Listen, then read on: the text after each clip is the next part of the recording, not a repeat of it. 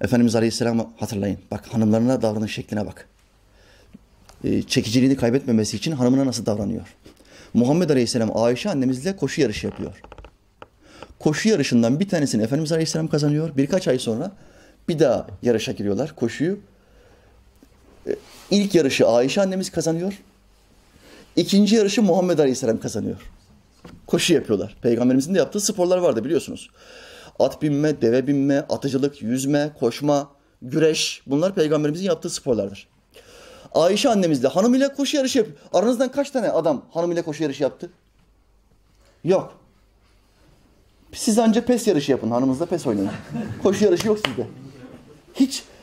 Hiç romantik değilsiniz kardeşler ya. Hiç romantik değilsiniz ya. Bak Muhammed Aleyhisselam'a. Koşu yarışı yaptı. İlk yarışı kaybetti Ayşe annemize.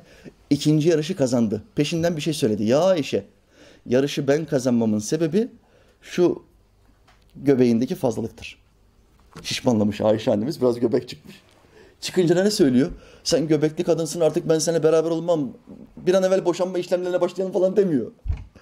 Yarışı kaybetmenin sebebi bu göbeğindir diyor. Onu ikaz ediyor, uyarıyor ama çok kibar.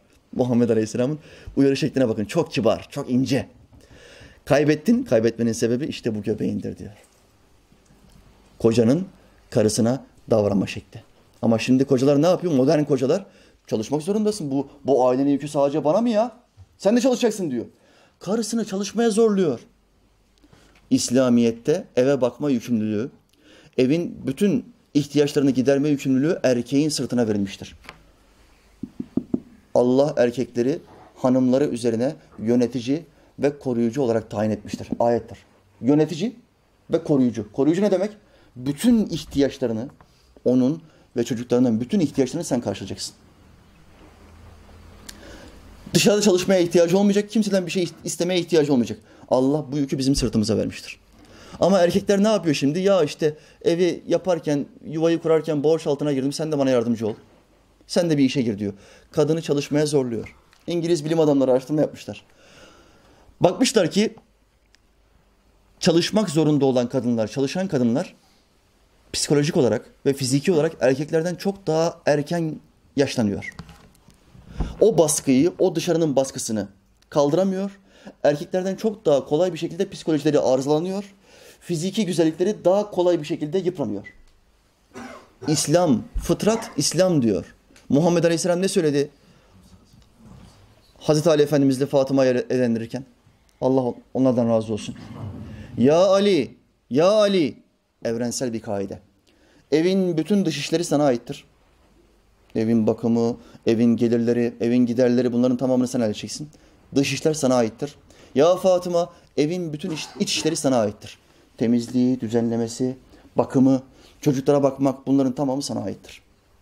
Bu İslam'ın prensibidir. Fıtrat İslam diyor. İslam diyor ki hanımını çalıştırma. Hanımını çalıştırma, evde boş vakti çok olsun. Kendini ilme versin. Çocuklarınız doğduğunda da hocalık yapsın. Ama şimdi kadın çalışıyor. Çocuklar doğunca da bakıcı çağırıyor. Sonra her akşam haberlerde bakıcı vahşeti. Bakıcı çocuğu döverken yakalandı. Şüphelenen anne baba 4 tane kamera koydu. Bakıcının her gece çocukları dövdüğü ortaya çıktı. Bakıcı vahşeti. Ya hangi bakıcı? Trilyon versen anası gibi bakamaz. Varsa iddiası olan geçsin karşıma. 2 tane çocuk sahibiyim. Kimse bu çocuklarıma anası kadar bakamaz. Yalan. Ama yok benim bir kariyerim var. Kariyerimi bozmak istemiyorum. Bakıcı tuttum. Çok iyi bakıyor. Çocuklarını ilk eğitimden, ilk öğretimden ve ilk psikolojik destekten mahrum bırakıyorsun anne. Mahrum bırakıyorsun.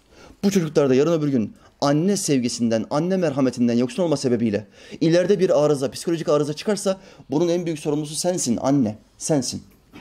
Başını duvarlara vur anne. Hadise bu ya. Şu İslam'a uy, huzur içinde yaşa, kurtul. Sakın buradan yanlış anlaşılmasın. Kadının çalışması haram değildir. Şartlar vardır. Şartları yerine getirirse çalışabilir. Ama İslam'ın prensibini ben burada aktarıyorum. Çalıştırmayın. Gerek yok deyin. Baklava börek yemeyiz, peynir ekmek yeriz. Ama sen evinde otur, huzurlu ol, yıpranma. Psikolojik olarak sıkıntıya girme, benim çocuklarıma hocalık yap.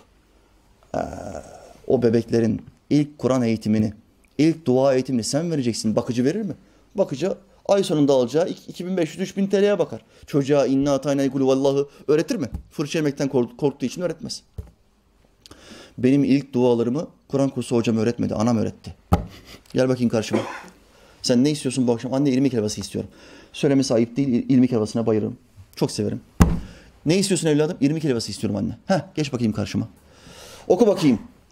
İnna a'taynakel kevser fesalli li rabbika venhar inne şâniyeke huvel ebtar. Oku. Ben de tak orada dinlediğim kadarıyla dinleye o 10 tane duayı bana annem öğretti. Elem tera keyfeden Nas suresine kadar. Sadece dinlemekle. Hiç okumadım. Sadece ondan dinlemekle. Ezberledim. Sonra Kur'an kursuna gittiğimiz zaman pekiştirdik. 5-6 yaşlarında öğrendik biz bu duaları. Anamız bizim ilk hocamızdır. Bu her Müslümanın evinde olması gereken şeydir. Rahmetli babam ve amcam der ki biz duaları yine anamızdan öğrendik. 25-30 yaşlarında vefat etmiş anneleri. Babaannemiz. Bizi karşısına alırdı. Bütün duaları önce kendisi okurdu, sonra biz ezberden okurduk.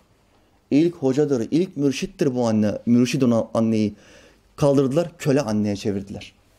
Sadece kocasından emir almakla mükellef olan kadını aldılar. Bir tane adamdan emir almakla mükellef olan kadını aldılar.